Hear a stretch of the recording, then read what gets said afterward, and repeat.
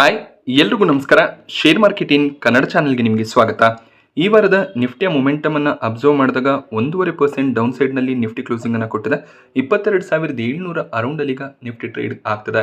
So ಈ ವಾರ ಒಂದು ಶಾರ್ಟ್ ಟ್ರೇಡಿಂಗ್ ವೀಕ್ ಆಗಿತ್ತು. 2 ದಿನಗಳ ಕಾಲ ಮಾರ್ಕೆಟ್ ಹಾಲಿಡೇ ಇತ್ತು. ಸೊ 3 ಟ್ರೇಡಿಂಗ್ ಸೆಷನ್ಸ್ ಗಳಲ್ಲಿ ಮಾರ್ಕೆಟ್ ನಲ್ಲಿ ಸ್ವಲ್ಪ ಮಟ್ಟಿಗೆ ವೀಕ್ನೆಸ್ ನೋಡೋದಕ್ಕೆ ಸಿಕ್ಕಿದೆ. ಗುರುವಾರ ಸ್ವಲ್ಪ ಮಟ್ಟಿಗೆ ಮಾರ್ಕೆಟ್ಸ್ ರಿಕವರ್ ಆಯಿತು. ಬಟ್ ವೀಕೆಂಡ್ ನಲ್ಲಿ ಕೂಡ ನೆಗೆಟಿವ್ ನ್ಯೂಸ್ಗಳು ಬಂದಿದೆ. ಅದಕ್ಕೆ ಯಾವ ರೀತಿಯಲ್ಲಿ ಸೋಮವಾರ ಮಾರ್ಕೆಟ್ ರಿಯಾಕ್ಟ್ ಮಾಡುತ್ತೆ ಅದನ್ನು ನಾವು ಅಬ್ಸರ್ವ್ ಮಾಡಬೇಕಾಗುತ್ತೆ. ಸೊ ಮುಂದಿನ ವಾರ ಯಾವುದೇ ರೀತಿಯ ಮಾರ್ಕೆಟ್ ಹಾಲಿಡೇ ಇರೋದಿಲ್ಲ. ಸೊ 5 ಟ್ರೇಡಿಂಗ್ ಸೆಷನ್ಸ್ಗಳು ನಮಗೆ ನೋಡೋದಕ್ಕೆ ಸಿಗುತ್ತೆ. ಸೊ US ಮಾರ್ಕೆಟ್ಸ್ ಅನ್ನು ಅಬ್ಸರ್ವ್ ಮಾಡಿದಾಗ ಡೌ ಜೋನ್ಸ್ ಪಾಸಿಟಿವ್ ಆಗಿತ್ತು. 5 ಟ್ರೇಡಿಂಗ್ ಸೆಷನ್ಸ್ಗಳಲ್ಲಿ 1.3% ಗೇನ್ನೊಂದಿಗೆ ಡೌ ಜೋನ್ಸ್ ಕ್ಲೋಸಿಂಗ್ ಅನ್ನು ಕೊಟ್ಟಿದೆ. ಎಲ್ಲೋ ಒಂದು ಕಡೆ ವಾರ್ ಎಂಡ್ ಆಗ್ಬೋದು ಅನ್ನುವಂಥ ಸಿಚುವೇಶನ್ಸ್ ಇದ್ದಿದ್ದರಿಂದ ಡೌ ಜೋನ್ಸ್ನಲ್ಲಿ ಮೊಮೆಂಟಮ್ ನೋಡೋದಕ್ಕೆ ಸಿಕ್ಕಿದೆ. ಬಟ್ ವಾರ್ ಕಂಟಿನ್ಯೂ ಆಗ್ತಾ ಹೋದರೆ ಡೌ ಜೋನ್ಸ್ನಲ್ಲಿ ಕೂಡ ವೀಕ್ನೆಸ್ ಬರ್ಬೋದು. ಸೊ ಮಾರ್ಚ್ 26ಕ್ಕೆ ನಾವು ಇರಾನ್ನ ಮೇಲೆ ಆಲ್ ಔಟ್ ಅಟ್ಯಾಕ್ ಅನ್ನ ಮಾಡ್ತೀವಿ ಅಂತ ಟ್ರಂಪ್ ಅವರು ಹೇಳಿದ್ರು. ಬಟ್ ಅದಾದ್ಮೇಲೆ 10 ದಿನದ ಸಮಯವನ್ನ ಇರಾನ್ಗೆ ಕೊಟ್ಟಿದ್ರು. ಅಷ್ಟರಲ್ಲಿ ನ್ಯೂಕ್ಲಿಯರ್ ಪ್ರೋಗ್ರಾಮ್ ಅನ್ನ ಬಿಟ್ಟು ಸ್ಟ್ರೈಟ್ ಆಫ್ ಹಾರ್ಮೋಸ್ ಅನ್ನ ಎಲ್ರಿಗೂ ಕೂಡ ಫ್ರೀ ಮಾಡಬೇಕು ಅಂತ ಟ್ರಂಪ್ ಅವರು ಹೇಳಿದ್ರು.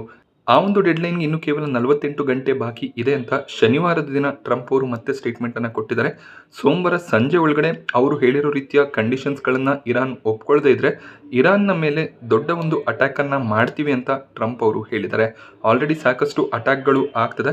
ಅಕಸ್ಮಾತ್ ಟ್ರಂಪ್ ಏನಾದರೂ ಬ್ಯಾಲಿಸ್ಟಿಕ್ ಮಿಸೈಲ್ಸ್ಗಳನ್ನು ಇರಾನ್ನ ಮೇಲೆ ಲಾಂಚ್ ಮಾಡಿದ್ರೆ ಇರಾನ್ನ ಮೇಲೆ ಸಾಕಷ್ಟು ಇಂಪ್ಯಾಕ್ಟ್ಸ್ ಆಗ್ಬೋದು. ಹಾಗೆ ಕರ್ಗ್ ಐಲ್ಯಾಂಡ್ನ ಮೇಲೆ ಅಟ್ಯಾಕ್ಸ್ ಆದರೆ ಕ್ರೂಡ್ ಆಯಿಲ್ ಎಕ್ಸ್ಪೋರ್ಟ್ ಕೂಡ ಸ್ಟಾಪ್ ಆಗುವಂಥ ಚಾನ್ಸಸ್ ಇರುತ್ತೆ. ಈಗ ಕೆಲವೊಂದಿಷ್ಟು ಶಿಪ್ಸ್ ಆ ಒಂದು ರೂಟ್ನ ಮೂಲಕ ಭಾರತಕ್ಕೆ ಬರ್ತಿದೆ. But complete full fledged attack US ಕಡೆಯಿಂದ ಬಂದರೆ ಸೊ ಕಂಪ್ಲೀಟ್ ಆಗಿ ಸ್ಟ್ರೈಟ್ ಆಫ್ ಹಾರ್ಮೋಸ್ ಕ್ಲೋಸ್ ಆಗುವಂಥ ರಿಸ್ಕ್ ಕೂಡ ಇರುತ್ತೆ. ಹಾಗೆಯೇ ಇರಾನ್ ಮಾತುಕತೆಗೆ ಹೋಗುವಂತ ಯಾವುದೇ ಒಂದು ಪರಿಸ್ಥಿತಿಯಲ್ಲಿ ಇಲ್ಲ ಅಂತ ಇರಾನ್ನ ಫಾರಿನ್ ಮಿನಿಸ್ಟರ್ ಹಾಗೆ ಟಾಪ್ ಅಫಿಷಿಯಲ್ಸ್ಗಳು ಕೂಡ ಸ್ಟೇಟ್ಮೆಂಟ್ ಅನ್ನ ಕೊಡ್ತಾ ಇದ್ದಾರೆ. US ಮತ್ತೆ ಇಸ್ರೇಲ್ ನಮ್ಮ ಮೇಲೆ ಅಟ್ಯಾಕ್ ಅನ್ನ ಮಾಡಿದ್ರೆ ನಾವು ಗಲ್ಫ್ ನೇಷನ್ಸ್ ನಲ್ಲಿ ಇರುವಂತಹ US ಟೆಕ್ ಕಂಪನಿಗಳನ್ನ ಹಾಗೆ ಇನ್ನಷ್ಟು ಆರ್ಗನೈಸೇಷನ್ಸ್ ಗಳನ್ನ ಟಾರ್ಗೆಟ್ ಮಾಡಿ ಅಟ್ಯಾಕ್ ಮಾಡ್ತೀವಿ ಅಂತ ಹೇಳಿದ್ದಾರೆ. ಸೊ ಒಂದು ರಿಪೋರ್ಟ್ ನ ಪ್ರಕಾರ ಅಮೆಜಾನ್, ಒರಾಕಲ್ ಈ ರೀತಿಯ US ಕಂಪನಿಗಳ ಡೇಟಾ ಸೆಂಟರ್ಸ್ ಗಳನ್ನ ಇರಾನ್ ಅಟ್ಯಾಕ್ ಮಾಡ್ತಿದ್ದಾರೆ. ಹಾಗೆ US ಮಾಡಿರುವಂತಹ ಅಟ್ಯಾಕ್ಸ್ ನಿಂದ ಇರಾನ್ನ ನ್ಯೂಕ್ಲಿಯರ್ ಸೈಟ್ನ ಹತ್ತಿರ ಸಾಕಷ್ಟು ಇಂಪ್ಯಾಕ್ಟ್ ಆಗಿದೆ. ಅಕಸ್ಮಾತ್ ಏನಾದರೂ ರೇಡಿಯೋ ಆಕ್ಟಿವ್ ರೇಸ್ಗಳು ಲೀಕ್ ಆದರೆ ಕೇವಲ ಇರಾನ್ಗೆ ಮಾತ್ರ ಅಲ್ಲ, ಗಲ್ಫ್ ನೇಷನ್ಸ್ಗೆ ಕೂಡ ಅದು ಪ್ರಾಬ್ಲಮ್ ಆಗುತ್ತೆ ಅಂತ ಇರಾನ್ನ ಕಡೆಯಿಂದ ಸ್ಟೇಟ್ಮೆಂಟ್ ಬಂದಿದೆ. ನ್ಯೂಕ್ಲಿಯರ್ ಲೀಕೇಜಸ್ ಆದರೆ ಅದರ ಒಂದು ಇಂಪ್ಯಾಕ್ಟ್ ತುಂಬಾನೇ ದೊಡ್ಡದಾಗಿರುತ್ತೆ. ಸೊ ಕೇವಲ ಇರಾನ್ ಅಷ್ಟೇ ಅಲ್ಲ, UAE, ಬಹರೇನ್, ಕುವೈತ್ ಹಾಗೆ ಪಾಕಿಸ್ತಾನ ಮೇಲೆ ಕೂಡ ಅದರ ಒಂದು ಇಂಪ್ಯಾಕ್ಟ್ ಬೀಳುವಂಥ ಚಾನ್ಸಸ್ ಇರುತ್ತೆ. ಸೊ ಇರಾನ್ನ ಪರಮಾಣು ಸ್ಥಾವರಗಳನ್ನೇ ಟಾರ್ಗೆಟ್ ಮಾಡಿ US ಮತ್ತೆ ಇಸ್ರೇಲಿಗೆ ಅಟ್ಯಾಕ್ ಅನ್ನ ಮಾಡ್ತಿದ್ದಾರೆ. ಸ್ವಲ್ಪ ಇಂಪ್ಯಾಕ್ಟ್ ಆದರೂ ಕೂಡ ಪರಿಣಾಮ ದೊಡ್ಡದಾಗೆ ಇರುತ್ತೆ. ಹಾಗೆ ನಮಗೆ ಟೈಮ್ ಲೈನ್ನ ಕೊಟ್ಟು ಹೆದರಿಸೋದಕ್ಕೆ ಸಾಧ್ಯ ಆಗೋದಿಲ್ಲ ಅಂತ ಕೂಡ ಅವರು ಹೇಳ್ತಾ ಇದ್ದಾರೆ. ಸೊ ಟ್ರಂಪ್ ಅವರು ಹೆಲ್ಪ್ಲೆಸ್ ಮತ್ತು ನರ್ವಸ್ ಆಗಿ ಈ ರೀತಿಯ ಸ್ಟೇಟ್ಮೆಂಟ್ಗಳನ್ನು ಕೊಡ್ತಿದ್ದಾರೆ. US ಏನು ಅಟ್ಯಾಕನ್ನು ಮಾಡ್ತಾರೆ ಅದನ್ನು ನಾವು ತಡಿತೀವಿ, ಹಾಗೆ ನಾವು ಕೂಡ ರಿವರ್ಸ್ ಅಟ್ಯಾಕನ್ನು USನ ಬೇಸಸ್ಗಳ ಮೇಲೆ ಮಾಡ್ತೀವಿ ಅಂತ ಇರಾನ್ನ ಮಿಲಿಟರಿ ಪರ್ಸನಲ್ಸ್ ಸ್ಟೇಟ್ಮೆಂಟನ್ನು ಕೊಡ್ತಿದ್ದಾರೆ. ಸೊ ಎರಡೂ ಸೈಡ್ನಿಂದ ವಾರ್ ಮುಗಿಸುವಂಥ ಯಾವುದೇ ರೀತಿಯ ಡೈರೆಕ್ಷನ್ಸ್ಗಳು ಸಿಗ್ತಿಲ್ಲ.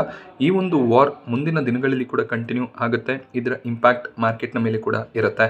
ಸೊ ಈ ರೀತಿಯ ನ್ಯೂಸ್ಗಳು ಬರ್ತಾ ಹೋದಾಗ ಮಾರ್ಕೆಟ್ ಅದಕ್ಕೆ ನೆಗೆಟಿವ್ ಆಗಿ ರಿಯಾಕ್ಟ್ ಮಾಡ್ತಾ ಹೋಗುತ್ತೆ. So Brent crude prices $110 around ಅಲ್ಲಿ ಟ್ರೇಡ್ ಆಗ್ತದೆ. ಸೊ ಇರಾನ್ ಬಹರೇನ್ನ ಒಂದು ಆಯಿಲ್ ಫೆಸಿಲಿಟಿಯ ಮೇಲೆ ಕೂಡ ಅಟ್ಯಾಕ್ ಅನ್ನ ಮಾಡಿದರೆ. ಸೊ ಬಹರೇನ್ನ almost 95% crude oil production storage ಅದೇ ಒಂದು ಫೆಸಿಲಿಟಿಯಲ್ಲಿ ಆಗುತ್ತೆ. ಸೊ ಈ ರೀತಿಯ ನ್ಯೂಸ್ಗಳು ಬಂದಾಗ ಕ್ರೂಡ್ ಪ್ರೈಸಸ್ ಜಂಪ್ ಆಗುತ್ತೆ.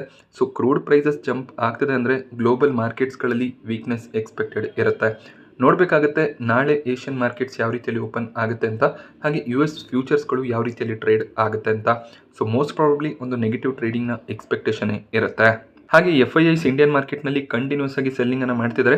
ಫೆಬ್ರವರಿ 28ರಿಂದ ವಾರ್ ಇನ್ ಸ್ಟಾರ್ಟ್ ಆಯಿತು. ಆಗಿಂದ FIIs ಕಡೆಯಿಂದ ನೆಟ್ ಬೈಯಿಂಗ್ ನೋಡೋದಕ್ಕೆ ಸಿಕ್ಕಿಲ್ಲ. ಕಂಟಿನ್ಯೂಸ್ ನೆಟ್ ಸೆಲ್ಲಿಂಗ್ ಬರ್ತದೆ. ನೆಟ್ ಸೆಲ್ಲಿಂಗ್ ಅಮೌಂಟ್ ಕೂಡ ತುಂಬಾ ಹೈಯರ್ ಲೆವೆಲಲ್ಲಿ ನೋಡೋದಕ್ಕೆ ಸಿಗ್ತದೆ. DIIs ಒಳ್ಳೆ ಒಂದು ಇನ್ವೆಸ್ಟ್ಮೆಂಟನ್ನು ಮಾಡ್ತಿದ್ದಾರೆ. ಮಾರ್ಕೆಟ್ ವೀಕ್ ಇರೋದ್ರಿಂದ ಮ್ಯೂಚುವಲ್ ಫಂಡ್ಗಳಲ್ಲಿ ಕೂಡ ಸಾಕಷ್ಟು ಇನ್ವೆಸ್ಟ್ಮೆಂಟ್ ಬರ್ತಿದೆ. ಆದ್ದರಿಂದ DIIs ಮಾರ್ಕೆಟ್ನಲ್ಲಿ ಅಮೌಂಟನ್ನು ಪಂಪ್ ಮಾಡ್ತಾ ಹೋಗ್ತಿದ್ದಾರೆ. ಸೊ AMCಗಳು ಕ್ಯಾಶನ್ನು ಹೋಲ್ಡ್ ಮಾಡಿ ವೆಯ್ಟ್ ಮಾಡ್ತಿರ್ತಾರೆ. ಸೊ ಯಾವಾಗ ಮ್ಯೂಚುವಲ್ ಫಂಡ್ಗಳಲ್ಲಿ ಒಳ್ಳೆ ಇನ್ವೆಸ್ಟ್ಮೆಂಟ್ ಬರುತ್ತೆ, ಮಾರ್ಕೆಟ್ನಲ್ಲಿ ವೀಕ್ನೆಸ್ ಇರುತ್ತೆ, ಅಂಥ ಸಂದರ್ಭದಲ್ಲಿ ಕ್ಯಾಶನ್ನು ಅವರು ಮಾರ್ಕೆಟ್ನಲ್ಲಿ ಇನ್ವೆಸ್ಟ್ ಮಾಡ್ತಾರೆ. ಸೊ ತುಂಬಾ ಇನ್ವೆಸ್ಟ್ಮೆಂಟ್ ಮ್ಯೂಚುವಲ್ ಫಂಡ್ಗಳ ಕಡೆಯಿಂದ ಬರ್ತಿದೆ. ಸೊ ಮುಂದಿನ ವಾರದ ಮೇಜರ್ ಈವೆಂಟ್ಸ್ಗಳನ್ನು ಅಬ್ಸರ್ವ್ ಮಾಡಿದಾಗ RBIನ ಮಾನಿಟರಿ ಪಾಲಿಸಿ ಮೀಟಿಂಗ್ ಸ್ಟಾರ್ಟ್ ಆಗುತ್ತೆ. ಸೊ ಈ ಒಂದು ಫಿನಾನ್ಷಿಯಲ್ ಇಯರ್ನ ಮೊದಲನೇ ಮೀಟಿಂಗ್ ಆಗಿರುತ್ತೆ. ಸೊ 2027 ಫಿನಾನ್ಷಿಯಲ್ ಇಯರ್ ಏಪ್ರಿಲ್ 1ರಿಂದ ಸ್ಟಾರ್ಟ್ ಆಗಿದೆ. ಏಪ್ರಿಲ್ 6ರಿಂದ ಏಪ್ರಿಲ್ 8 RBIನ ಮಾನಿಟರಿ ಪಾಲಿಸಿ ಮೀಟಿಂಗ್ ಇರುತ್ತೆ. ಏಪ್ರಿಲ್ 8 ಬುಧವಾರ RBI ಗವರ್ನರ್ ಮಾನಿಟರಿ ಪಾಲಿಸಿ ಮೀಟಿಂಗ್ನ ಔಟ್ಕಮ್ ಅನ್ನು ಅನೌನ್ಸ್ ಮಾಡ್ತಾರೆ. ಸೊ ಇನ್ಫ್ಲೇಷನ್ ಇನ್ಕ್ರೀಸ್ ಆಗುವಂಥ ರಿಸ್ಕ್ ಇರೋದ್ರಿಂದ RBI ಈ ಬಾರಿ ರೇಟ್ ಕಟ್ಗಳನ್ನು ಮಾಡುವಂಥ ಚಾನ್ಸಸ್ಸೇ ಇರೋದಿಲ್ಲ. ಸೊ ಏನು ರೇಟ್ಸ್ ಇದೆ ಅದನ್ನೇ ಮೇಂಟೈನ್ ಮಾಡ್ಕೊಂಡು ಹೋಗುವಂಥ ಚಾನ್ಸಸ್ ಇರುತ್ತೆ. ಸೊ ಇನ್ಫ್ಲೇಷನ್ GDP ಗ್ರೋತ್ನ ಬಗ್ಗೆ ಯಾವ ರೀತಿಯ ಫೋರ್ಕಾಸ್ಟ್ಗಳು ಬರುತ್ತೆ ಅದನ್ನು ಮಾರ್ಕೆಟ್ ಅಬ್ಸರ್ವ್ ಮಾಡುತ್ತೆ. ಸೊ ಗವರ್ನರ್ ಸ್ಟೇಟ್ಮೆಂಟ್ಗಳು ತುಂಬಾ ಇಂಪಾರ್ಟೆಂಟ್ ಆಗುತ್ತೆ. ಸ್ವಲ್ಪ ಮಟ್ಟಿಗೆ ನೆಗೆಟಿವ್ ಸ್ಟೇಟ್ಮೆಂಟ್ಸ್ ಬಂದರೆ ಮಾರ್ಕೆಟ್ ಅದಕ್ಕೆ ನೆಗೆಟಿವ್ ಆಗಿ ರಿಯಾಕ್ಟ್ ಮಾಡ್ಬೋದು. ಸೊ ನೋಡಬೇಕಾಗುತ್ತೆ ಯಾವ ರೀತಿಯ ಒಂದು ಔಟ್ಕಮ್ಸ್ ಬರುತ್ತೆ ಅಂತ. ಸೊ ಸಾಕಷ್ಟು ಅನಲಿಸ್ಟ್ಗಳು ಕೂಡ ಆಯಿಲ್ ರೇಟ್ಸ್ ಹೈಯರ್ ಲೆವೆಲ್ನಲ್ಲಿ ಇರೋದ್ರಿಂದ ಇನ್ಫ್ಲೇಷನ್ ರಿಸ್ಕ್ ಇರೋದ್ರಿಂದ ರೇಟ್ ಕಟ್ಸ್ ಬರೋದಿಲ್ಲ ಅಂತಲೇ ಪ್ರಿಡಿಕ್ಟ್ ಮಾಡಿದ್ದಾರೆ. ಸೊ RBI ಗವರ್ನರ್ ಕೂಡ ರೇಟ್ ಕಟ್ಗಳನ್ನು ಹೋಲ್ಡ್ ಮಾಡ್ಬೋದು. ಸೊ ರೇಟ್ಸ್ ಇನ್ಕ್ರೀಸ್ ಆದರೆ ಸ್ವಲ್ಪ ಮಟ್ಟಿಗೆ ಪ್ರಾಬ್ಲಮ್ಸ್ ಆಗುತ್ತೆ. ಬುಧವಾರ ಈ ಔಟ್ಕಮ್ ಬರೋದ್ರಿಂದ ಬುಧವಾರ ಮಾರ್ಕೆಟ್ ಈ ನ್ಯೂಸ್ಗೆ ರಿಯಾಕ್ಟ್ ಮಾಡುತ್ತೆ. ಹಾಗೆ ಇನ್ನೊಂದು major event US CPI inflation data release ಆಗುತ್ತೆ. ಸೊ ಈ ಬಾರಿ 3.4% ಇನ್ಫ್ಲೇಷನ್ ಡಿಕ್ಲೇರ್ ಆಗ್ಬೋದು ಅನ್ನುವಂಥ ಒಂದು ನ್ಯೂಸ್ ಇದೆ. ಇದೊಂದು ಅನಲಿಸ್ಟ್ ರಿಪೋರ್ಟ್ ಆಗಿರುತ್ತೆ. ಕಳೆದ ಬಾರಿ 2.4% ಇನ್ಫ್ಲೇಷನ್ ಡಿಕ್ಲೇರ್ ಆಗಿತ್ತು. ಸೊ US ಸಾಕಷ್ಟು ಕ್ರೂಡ್ ಸ್ಟೋರೇಜಸ್ ಇದೆ, ಆದ್ದರಿಂದ ಅವರಿಗೆ ಹೆಚ್ಚಿನ ಒಂದು ಪ್ರೈಸ್ ಡಿಫ್ರೆನ್ಸಸ್ ಆಗೋದಿಲ್ಲ. ಆದರೂ ಕೂಡ 1% ಇನ್ಫ್ಲೇಷನ್ ಇನ್ಕ್ರೀಸ್ ಆಗುವಂಥ ರಿಸ್ಕ್ ಕಾಣಿಸ್ತಿದೆ. ಸೊ ಭಾರತದಲ್ಲಿ ಕೂಡ ಇನ್ಫ್ಲೇಷನ್ ಸಾಕಷ್ಟು ಜಂಪ್ ಆಗುವಂಥ ಚಾನ್ಸಸ್ ಇದ್ದೇ ಇರುತ್ತೆ. ಮಾರ್ಚ್ನಲ್ಲಿ ಕಂಪ್ಲೀಟ್ ವಾರ್ ಸಿಚುವೇಶನ್ಸ್ ಇತ್ತು. ಸಾಕಷ್ಟು ದುಡ್ಡನ್ನು ಕೊಟ್ಟು ನಾವು ಕ್ರೂಡ್ ಆಯಿಲ್, ನ್ಯಾಚುರಲ್ ಗ್ಯಾಸನ್ನು ಪರ್ಚೇಸ್ ಮಾಡ್ತಿದ್ದೀವಿ. ಆದ್ದರಿಂದ ಇನ್ಫ್ಲೇಷನ್ ಆಟೋಮ್ಯಾಟಿಕಲಿ ಇನ್ಕ್ರೀಸ್ ಆಗುತ್ತೆ. ಹಾಗೆ Q4 ರಿಸಲ್ಟ್ ಸೀಸನ್ ಕೂಡ ಸ್ಟಾರ್ಟ್ ಆಗಿದೆ. ಸಾಕಷ್ಟು ಕಂಪನಿಗಳು ತಮ್ಮ ರಿಸಲ್ಟ್ಸನ್ನು ಡಿಕ್ಲೇರ್ ಮಾಡ್ತಾ ಬರ್ತಿದ್ದಾರೆ. ಸೊ ದೊಡ್ಡ ದೊಡ್ಡ ಕಂಪನಿಗಳ ರಿಸಲ್ಟ್ಸ್ ಮುಂದಿನ ವಾರದಿಂದ ಡಿಕ್ಲೇರ್ ಆಗೋದಕ್ಕೆ ಸ್ಟಾರ್ಟ್ ಆಗುತ್ತೆ. ಆನಂದ್ ರಾಠಿ ಹಾಗೆಯೇ TCSನ ರಿಸಲ್ಟ್ ಏಪ್ರಿಲ್ 9ಕ್ಕೆ ಅನೌನ್ಸ್ ಆಗುತ್ತೆ. ಸೊ IT ಕಂಪನಿಗಳ ರಿಸಲ್ಟ್ನ ಮೇಲೆ ಸಾಕಷ್ಟು ಫೋಕಸ್ ಇರುತ್ತೆ. ಯಾವ ರೀತಿ ಒಂದು ರಿಸಲ್ಟ್ಸನ್ನು IT ಕಂಪನಿಗಳು ಡಿಕ್ಲೇರ್ ಮಾಡ್ತಾರೆ ಅದು IT ಕಂಪನಿಗಳ ಸ್ಟಾಕ್ ಮೊಮೆಂಟಮ್ಗೆ ಕಾರಣ ಆಗುತ್ತೆ. ಡಾಲರ್ ಪ್ರೈಸಸ್ ಸ್ಟ್ರಾಂಗ್ ಆಗಿ ಕಾಣಿಸ್ತಿದೆ, ಆದ್ದರಿಂದ ಒಳ್ಳೆ ರಿಸಲ್ಟ್ನ ಎಕ್ಸ್ಪೆಕ್ಟೇಷನ್ ಇರುತ್ತೆ.